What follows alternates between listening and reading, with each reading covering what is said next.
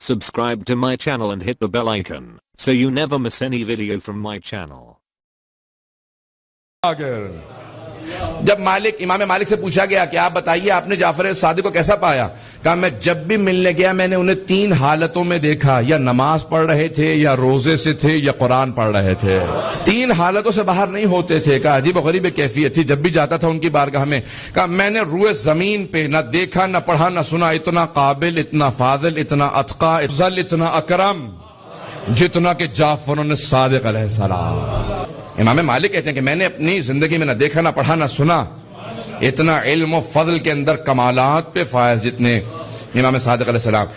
کبھی بھی کسی بادشاہ کے روب میں نہیں آتے تھے. منصور دوانقی جو بنی عباس کا کہہ لیجئے خلیفہ، جب اس نے سنا نا کہ امام کی بہت زیادہ شہرت ہو گئی ہے، مسجد نبوی میں درس دیتے ہیں، تو اس نے کہا میں درس میں آؤں گا، پہلے بتا دینا میں خلیفۃ المسلمین ہوں. آپ کو پتہ ہے یہ ٹائٹل لگانا بڑا شوق ہے، ہمارے پاکستان میں بھی بہت شوق چل رہا ہے آج کل بعض لوگوں کو. اب یہ خلیفۃ المسلمین، امیر المومنین، نہ جانے کون کون سے لقب بنا کے انہوں نے اپنے لیے ائمہ سے چرا کے اپنے لیے بنائے. اس نے کہا امام کو تعارف کروا دینا میں حاکم ہوں، میں آ رہا ہوں درس میں. وہ منصور دوانقی درس میں آئے گا. امام نے کہا اس کے آنے سے کیا ہوگا، جو میں نے پڑھانا میں وہ پڑھاؤں گا. امام ممبر پہ تھے، وہ آ کے ایک مرتبہ امام کے سامنے بیٹھا. جیسے سامنے بیٹھا امام نے رخ پھیر لیا اور دائیں طرف رخ کر کے پڑھانے لگے. وہ اٹھ کے دائیں طرف امام کے سامنے آ کے بیٹھا، امام نے بائیں طرف رخ کر لیا. وہ اٹھا بائیں طرف آ کے بیٹھا. پھر ایک مرتبہ کہا کیا بات ہے، آپ توجہ نہیں دیتے، میں آپ کا امیر ہوں. آپ توجہ نہیں دیتے، میں آپ کا امیر ہوں، میں اس وقت حاکم ہوں. امام نے کہا سن، اگر تیری امارت کو مانتا تو میں ممبر پہ تیری اجازت کے بغیر نہ آتا. میں تجھے نہ مانتا ہوں نہ تجھے تسلیم کرتا ہوں. کہ یہ آپ کو بات بہت مہنگی پڑے گی. امام نے کہا تو جو کرنا چاہتا ہے کر لے، میں خدا کی بارگاہ میں سرخرو ہوں. امام نے کہا میں خدا کی بارگاہ میں سرخرو ہوں. اس نے فوراً جانے کے بعد دربار میں کہا کہ مجھے اس کے مقابلے میں ایک اور امام بنانا. لوگوں نے کہا کس کو لے کے آئے گا، اتنا کوئی قابل ہوگا تو اس کے مقابلے پہ آئے گا. اس نے کہا قابلیت کی ضرورت نہیں ہوتی. اس نے خود کہا، اس نے کہا کہ مشہور ہونے کے لیے، مقبول ہونے کے لیے قابلیت کی ضرورت نہیں ہوتی، پروپیگنڈے کی ضرورت ہوتی ہے. کیسے کیسے لوگوں کو اہل بیت کے مقابلے میں لا کے، نہیں کیسے کیسے لوگوں کو لا کے مقبول کر دیا گیا پروپیگنڈے کے ذریعے. کہا کہ ایک کوئی ایسا تلاش کرو ان کے مقابلے میں لے کے آنا چاہتا ہوں، کوئی ایسا جو امام بن سکے، میں اس کو امام بناؤں گا. کہا تلاش کرو. کہا ہم نے ہر جگہ دیکھ لیا ہے، ہم پہلے تجھ سے سوچ چکے ہیں اس معاملے پہ.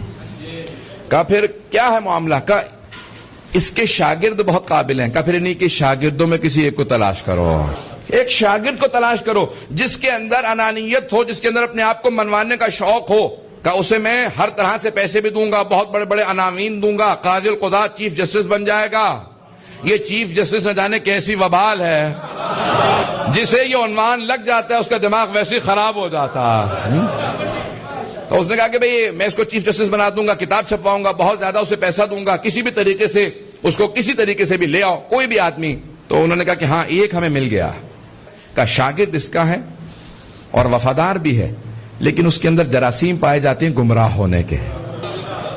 اور وہیں سے پھر امام مالک کو اٹھایا گیا، دعوت دی گئی.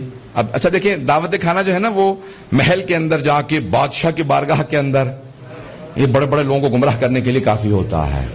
بادشاہ کے پاس انوائٹڈ، فوراً پہنچے، بادشاہ نے دعوت کھلائی. دعوت کے بعد پھر ایک مرتبہ موڈ اس طرح سے بننے لگا، چلنے لگے.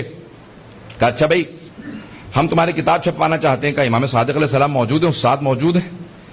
کہا نہیں تم بہت قابل ہو، تمہاری کتاب چھپوا دی جائے گی. اب اس کو تھوڑا بہت شک ہونے لگا کہ کیوں کتاب چھپوا دی جائے گی.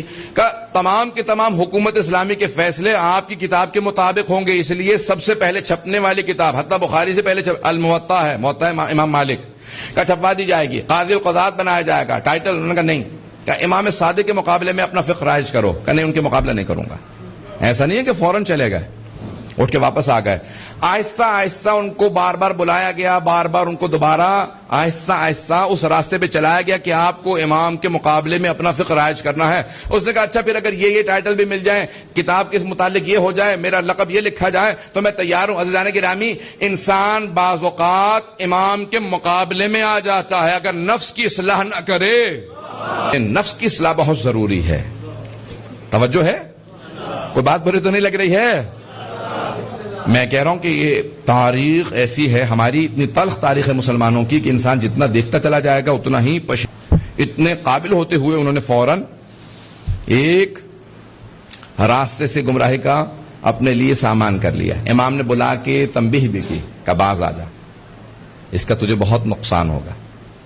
لیکن مولا کتاب چھپ رہی ہے، میں نے زیادہ تر کوشش کی ہے کہ آپ کے نظریات کے مطابق ہو. امام نے کہا سارے نظریات اولاً میرے نہیں ہیں، دوسرے جتنی تو نے لکھی ہے بات تیری صلاحیت سے بالاتر ہے، لکھتا میری بات ہے، نام اپنا رکھتا ہے. ایسے کام نہ کر جس کی وجہ سے تجھے دنیا میں بھی نقصان ہو، آخرت میں نقصان ہو. ہمارے مقابلے میں مت آ. اہل بیت علیہ السلام معصوم کا درجہ کچھ اور ہوتا ہے. معصوم عصمت کبریٰ کے مالک ہیں، معصوم سے مقابلہ نہیں کیا جا سکتا. توجہ ہے لوگوں کی. حیدان گرامی، اس طرح سے باقاعدہ مکتب کی آبیاری کی گئی نئے مقابلے میں. اب تھوڑے سے تلخ باتیں ہیں یہ جو پیش کر رہا ہوں، لیکن تاریخ ہماری یہی ہے مسلمانوں کی. مسلمانوں